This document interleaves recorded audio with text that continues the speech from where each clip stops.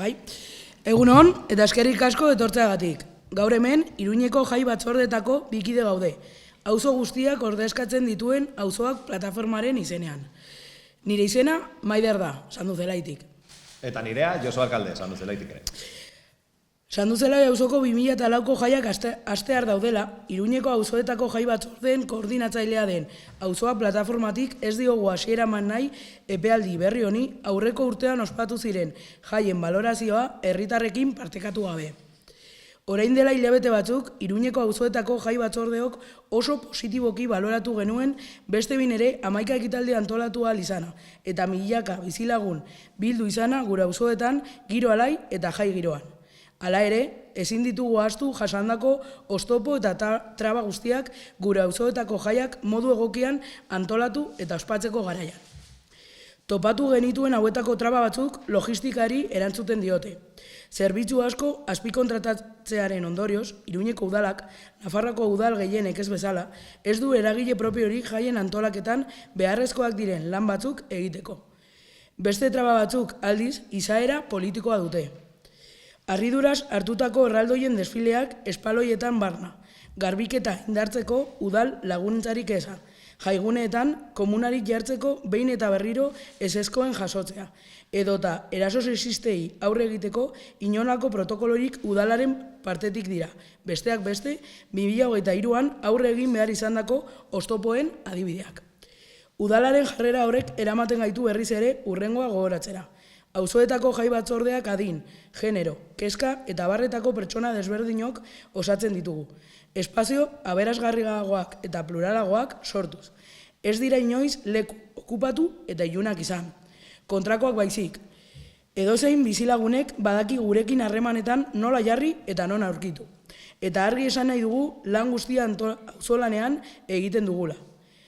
Jarduera horiek guztiak aurrera ateratzen badira, auzokideek, kultur taldeek, kolektibo desberdinek, ostalariek eta merkatariek egindako ahaleginaren emaitzak dira.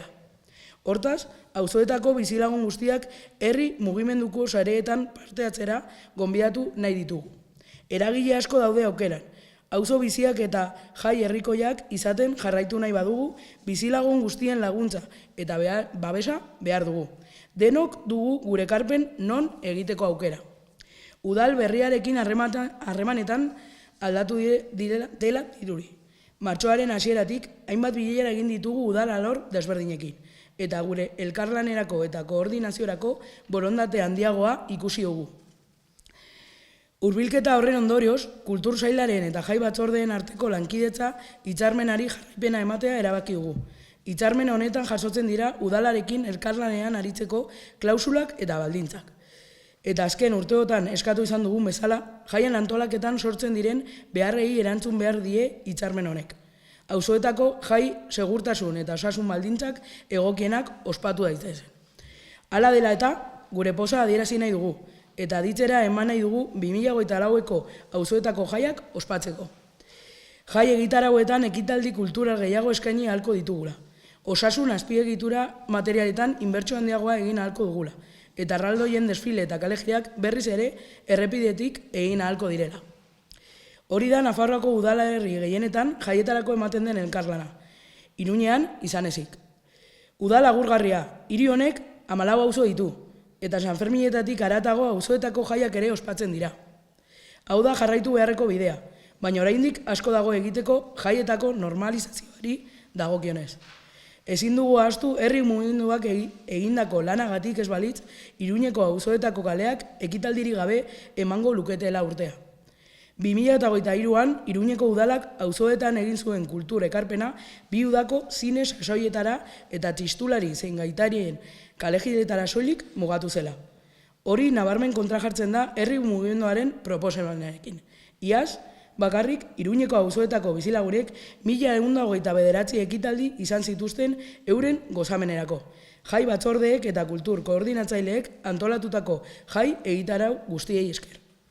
Guztiagatik, udal berriari eskatzen diogu laguntza, eta elkarlanerako bide egokira itzul dadila. Eta udaleko langile kualifikatuekin osatu dezala bizilagunen borondatezko lana. Azkenik, datozen hilabeteetan, auzoetako jaietan parte hartzera eta gozatzera opa diegu Iruñeko herritar guztiei. Eta gogoan izan, pertsona guztiok dugula gure jaiez askatasunez gozatzeko eskubidea, gure arraza, sexu edo generoa edo zein dela ere.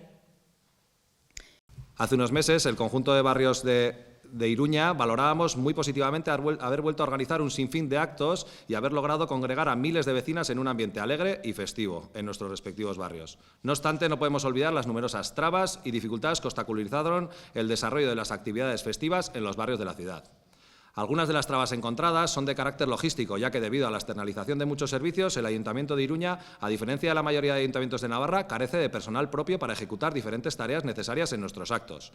Otras, sin embargo, son de índole política, como por ejemplo, incomprensibles desfiles de gigantes por las aceras, la falta de colaboración institucional a la hora de reforzar los servicios de limpieza, constantes negativas a facilitar urinarios en recintos festivos o la nula implicación del Ayuntamiento en la prevención de comportamientos de índole sexista, son algunas de las muestras de la falta de colaboración institucional a la que tuvimos que hacer frente durante el 2023. Ese comportamiento por parte de las instituciones nos lleva a recordar que las comisiones de fiestas de los barrios están integradas por personas de todas las edades, géneros, inquietudes, haciendo de ellas un espacio más enriquecedor y plural. Nunca han sido lugares opacos y oscuros, sino todo lo contrario. Cualquier vecino y vecina sabe cómo contactar y dónde encontrarnos. Y queremos decir bien claro que todo lo hacemos de manera altruista. Si todas las actividades salen adelante es gracias a la participación de vecinas y vecinos, grupos culturales, colectivos populares, hosteleros y comerciantes. Por consiguiente, invitamos a toda la gente de los barrios a implicarse en la vida asociativa. Hay muchos colectivos, hay mucho donde elegir y si queremos seguir teniendo barrios vivos y reivindicativos, así como unas fiestas populares, necesitamos la colaboración de todas las personas. Todas tenemos mucho que aportar. Con el nuevo ayuntamiento la relación parece haber cambiado. Desde principios de marzo venimos manteniendo reuniones con las diferentes áreas municipales y hemos percibido mayor voluntad de colaboración y de coordinación para la celebración de estos eventos. Resultado de este acercamiento es la continuidad que vamos a dar al convenio de colaboración entre el área de cultura y las comisiones de fiestas. En este convenio se recogen las cláusulas y condiciones de colaboración con el ayuntamiento y, tal y como venimos demandando los últimos años, debe atender a las necesidades de la organización para que las fiestas puedan celebrarse en condiciones de seguridad e higiene adecuadas. Por ello, queremos mostrar nuestra satisfacción y dar a conocer que para la celebración de las fiestas de los barrios de este 2024 vamos a poder incluir en los programas festivos más actuaciones culturales de convenio, aumentar la inversión en material de higiene e infraestructura y celebrar de nuevo los desfiles y calejiras por la calzada. Esa es la colaboración que existe en la mayoría de los ayuntamientos de Navarra para la celebración de sus fiestas, menos en el de Iruña. Estimado ayuntamiento, en esta ciudad somos 14 barrios y existen fiestas más allá de los Sanfermines. Estamos dando pasos en la buena dirección, pero falta mucho por avanzar en la normalización de las fiestas. No podemos olvidar que si no fuese por los movimientos sociales y populares, las calles de los barrios estarían vacías de actividades. Durante 2023, la aportación cultural del Ayuntamiento en los barrios se limitó únicamente a 2 sesiones de cine de verano por barrio y algún desfile de chistularis y gaiteros. Ello contrasta significativamente con la organización popular. Solamente el año pasado, los vecinos y vecinas de los barrios de la ciudad pudieron disfrutar de 1.129 actos gracias a los diferentes programas festivos que organizamos las comisiones de fiestas y las coordinadoras culturales. Por todo esto, le pedimos al nuevo ayuntamiento que vuelva a la senda de la colaboración y ayuda para la celebración de actos en las calles y que complemente con personal cualificado del ayuntamiento la labor voluntaria que hacemos las vecinas. Por último, deseamos a la población de Iruña que durante los próximos meses disfrute y participe en las fiestas de los barrios y recordamos que todas las personas tenemos derecho a disfrutar libremente de nuestras fiestas, independientemente de nuestra condición racial, sexual o de género.